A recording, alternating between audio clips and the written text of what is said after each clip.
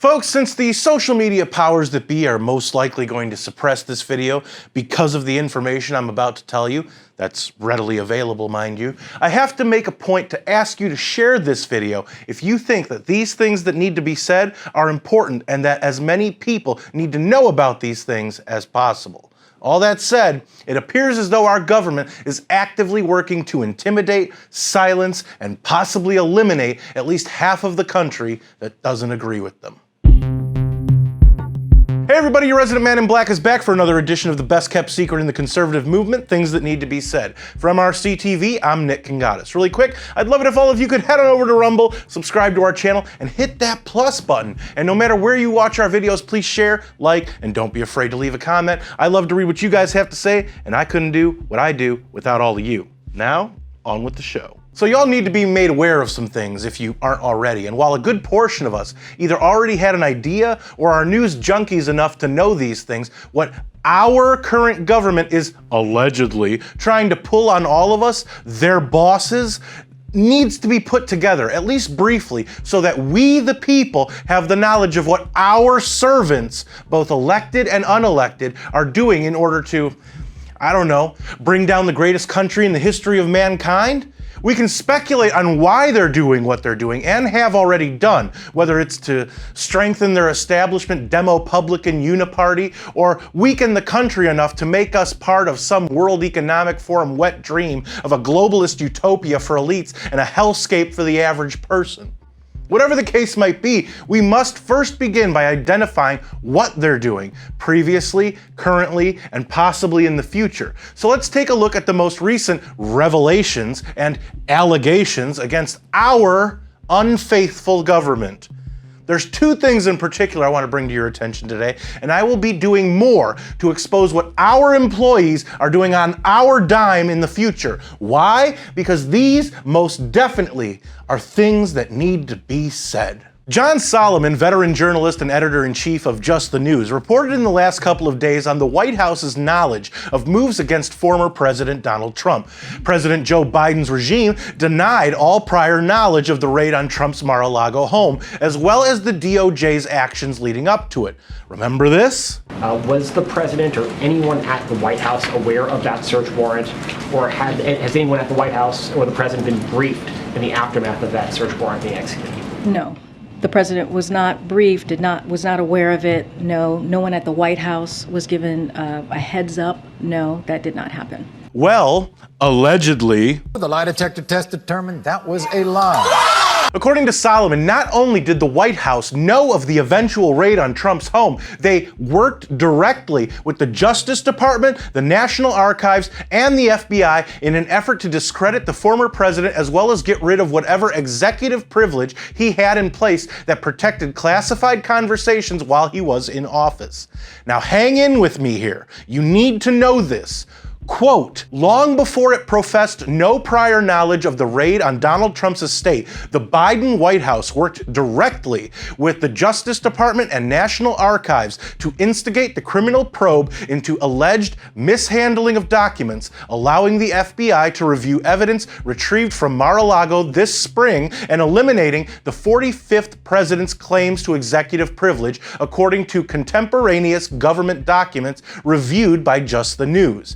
The memos show then White House Deputy Counsel Jonathan Su was engaged in conversations with the FBI, DOJ, and National Archives as early as April, shortly after 15 boxes of classified and other materials were voluntarily returned to the Federal Historical Agency from Trump's Florida home. Unquote. Now everybody still with me? Good, because there's a little more that needs to be said out loud. Quote, by May, Su conveyed to the archives that President Joe Biden would not object to waiving his predecessor's claims to executive privilege, a decision that opened the door for DOJ to get a grand jury to issue a subpoena compelling Trump to turn over any remaining materials he possessed from his presidency. The machinations are summarized in several memos and emails exchanged between the various agencies in spring 2022, months before the FBI took the added unprecedented step of raiding Trump's Florida compound with a court-issued search warrant. unquote. Okay, so that's the first piece of news that I wanted to make sure all of you that faithfully watch this show are aware of. But there's more, my friends, and it involves a separate but equally important story. Joshua Phillips, senior investigative reporter at the Epoch Times and researcher for the upcoming documentary, The Real Story of January 6th, sat down with Tucker Carlson and told him of the nefarious actions of the totally integrity-fortified January 6th committee. Not only are they hiding information, but they're altering information. I can tell you, someone who's seen a lot of the actual footage, they are cutting parts out, they're removing audio, they are altering evidence, and they're presenting that altered version of reality to the public. It is an absolute atrocity for everybody who was punished that day, everybody who's facing court, everybody who's been thrown in the gulag. It's an absolute atrocity. Even the lawyers are being denied the evidence they need, the exculpatory evidence for their clients. So you know how the Liz Cheneys, Jamie Raskins, Adam Schiffs, and Adam Kinzingers of the world, you know, people who look down at you if you have the wrong opinion despite literally being our employees, our servants, keep telling us that Hollywood-produced hearings that are sometimes given primetime TV slots are just that, hearings? Well, does anybody find it peculiar that these particular hearings don't involve the people being accused being given the floor to answer for the allegations against them? That's because it's not a trial. It's not a hearing. It's a sham. Yes, I said it.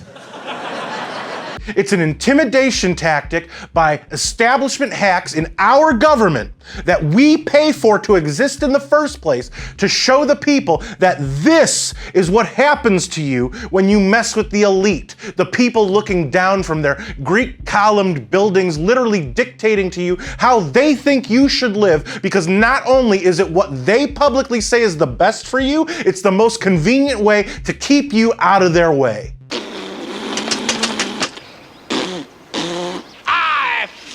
In your general direction. Now, I've said it in one fashion or another over the years, but we, the people, need to remind them who they work for, who provides their cushy lifestyles, and who provides for them to want to enter a life that was never meant as a profession, but as a thank you to what this country gave to them. They have forgotten. And you know what? I'm tired of saying that too. Saying they've forgotten allows them to get off easy. No. What they've done in the past, are doing right now, and will do to us in the future is quite intentional. And we need to make them realize that we see them for what they really are. Parasites just living off the rest of us.